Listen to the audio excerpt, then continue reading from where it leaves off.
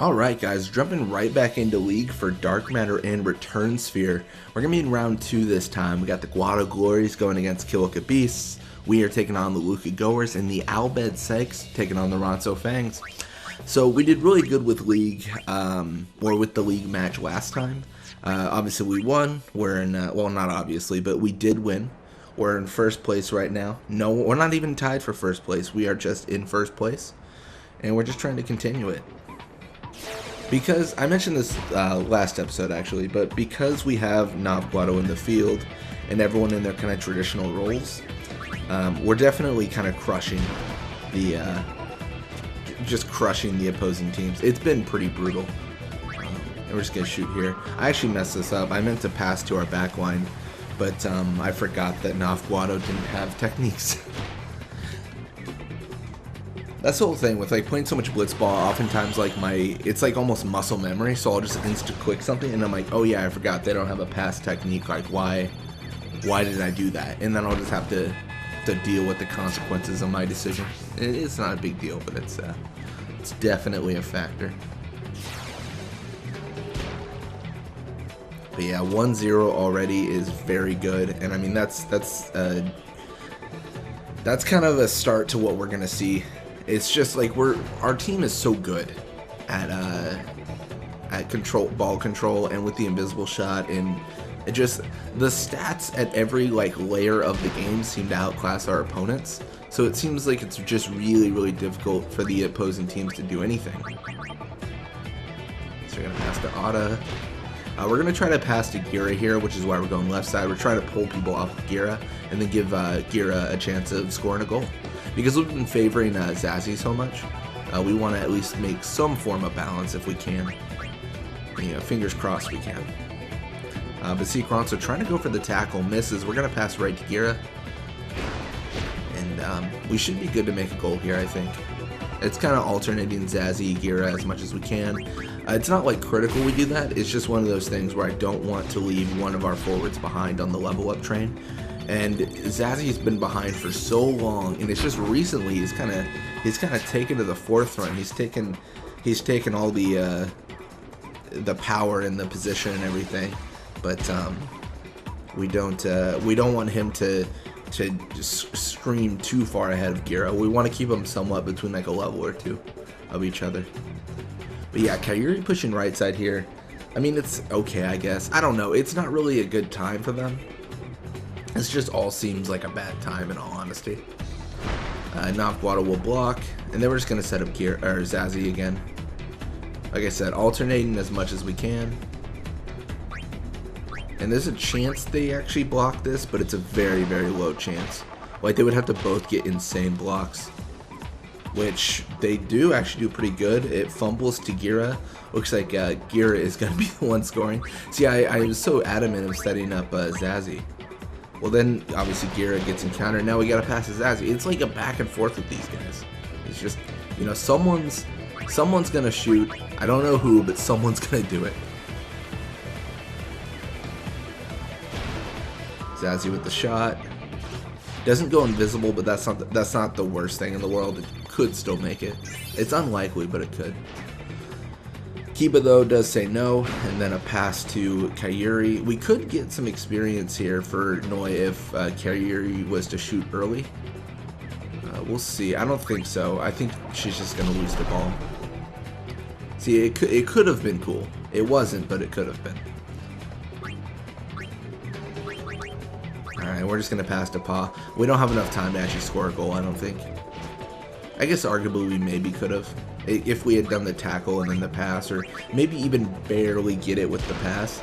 It takes a lot of luck with the grip gloves and the super goalie and the spin ball, and there's a certain amount of time all those little techniques take up.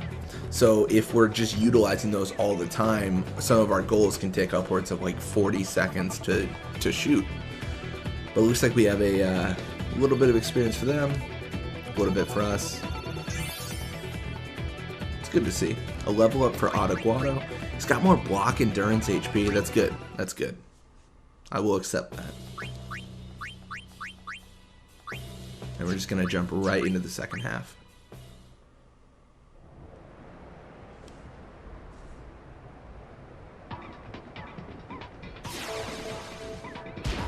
Yeah, my main goal is to get as much experience as I can in these games, but still focus on the scoring and the shooting and stuff and having authentic games. It's definitely difficult because whenever we have these kind of games, Guado kind of just mops up all of the experience because he's so good. His techniques are, you know, pretty decent. His stats are insane, and it's just it's very difficult for people to get through him. So whenever he gets the ball, he gets the experience, and then our defenders kind of left empty-handed, wondering like, well, how do we level up? You know, they're trying to figure that out on their own.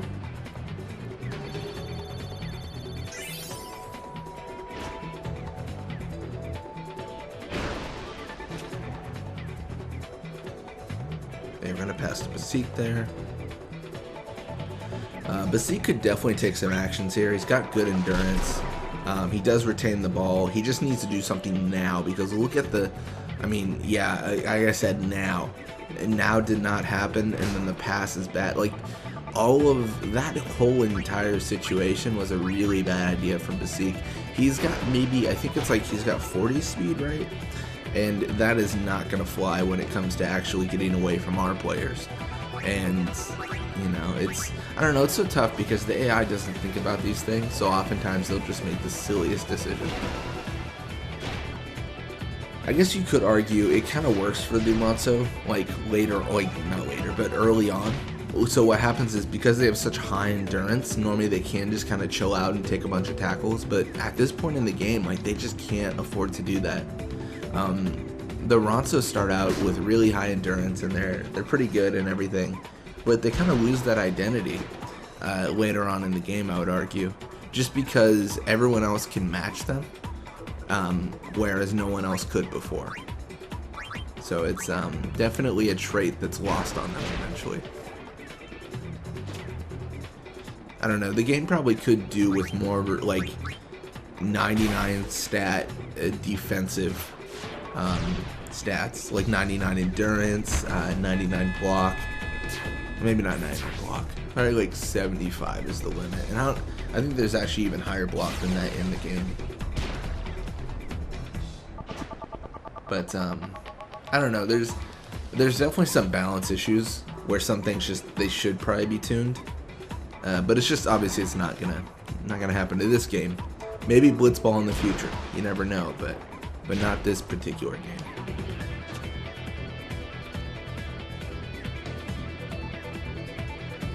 Alright, well, Wedge kind of really far up. It's going to go for the pass. Without a tackle slip, he is not getting this. And looks like he's not getting this. He did not have tackle slip, so he didn't have a chance to stay alive there. There was no way. We're going to pass to Zazzy. We believe. There's a chance our technique, yeah, it worked poison.